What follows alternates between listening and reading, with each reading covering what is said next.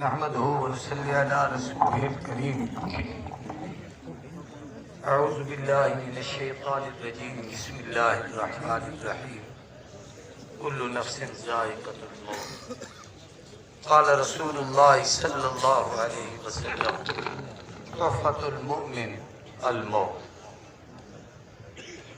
قابل قدر بزرگوں، دوستوں، کثیر تعداد میں اکابرین امت جمع ہیں. ملتان مدینۃ الاولیاء ہے اور یہاں بہت سارے مشائخ کا، خصوصاً ان دنوں خیر المدارس کے کئی اساتذہ، اور پھر ابھی پاکستان میں 2 دن پہلے مفتی اعظم حضرت مولانا مفتی محمد رفیع عثمانی رحمۃ اللہ تعالی علیہ کا سانحہ ارتحال.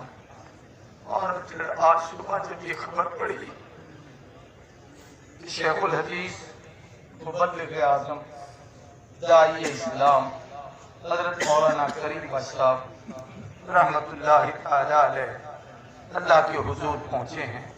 یا رب تو کریم، رسول تو کریم، سب شکر کے ہستے میانے تو کریم. جس کا رب بھی کریم ہے، جس کا نبی بھی کریم ہے، آج وہ کریم بخش ان کی خدمت میں پہنچے. اللہ ان کے درجات بلند کرے. حضور کی امت کی خصوصیات میں سے ہے کہ حضور کی امت میں بہت سارے اشخاص ایسے پیدا ہوتے ہیں جو جامع ہوتے ہیں، یعنی ہر خیر اور خوبی اللہ ان میں رکھتی ہے. اس دور کے ان لوگوں میں سے ایک مولانا کریم بخش صاحب رحمۃ اللہ تعالی علیہ. آپ ان کو تصنیف کے میدان میں دیکھیں، ان کے مواعظ، ان کے خطبات، ان کے دروس، اور پھر ان کی اور بہت ساری اس حوالے سے چیزیں اس قدر چھپی ہوئی ہیں کہ مکتبے بھرے ہوئے ہیں. صرف رمضان المبارک کے ان کے درس کے 10 جلدوں پر مشتمل.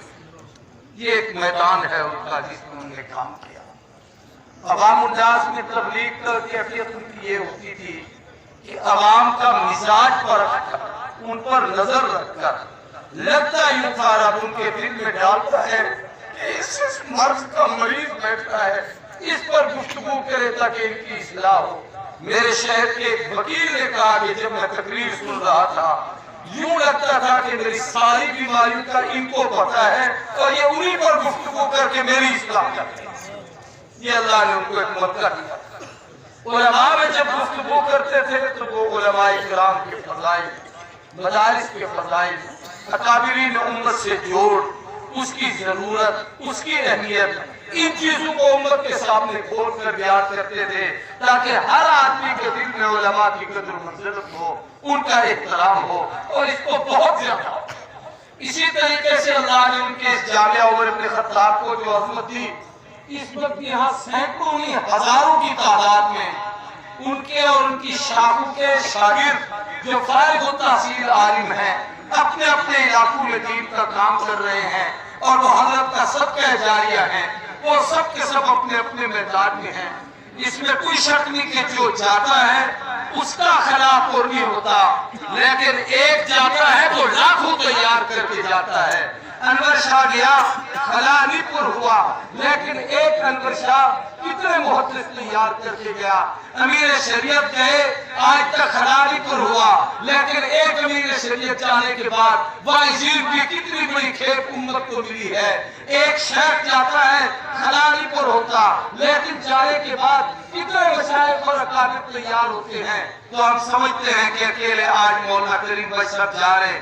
یقیناً امت میں ایک طبقہ یتیم ہو چکا، علماء تبلیغ کو یتیم ہو چکے، دعوت و تبلیغ والے یتیم ہوئے. لیکن یہ یقین ہے کہ اللہ ایک کے صدقے سے لاکھوں کو جنم دیں گے. کتنے لوگ اس میدان میں اب نکلیں گے جو اس کام کو لے کے چلیں گے. آسماں تیری لہر پہ شبنم بخشانی کرے، سبزہ نورستہ اس گھر کی نگہبانی کرے.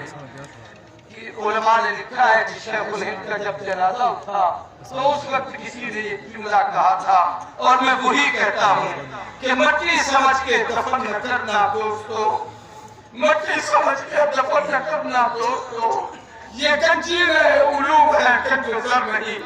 دولت نہیں زمین میں دفن کر رہے، آج علم کا خزانہ ہے جو اللہ کے حوالے کر رہے ہیں. اللہ تبارک و تعالی ہم سب لوگوں کو ان کا صدقہ جاریہ بنائے، ان کے درجات بلند فرمائے۔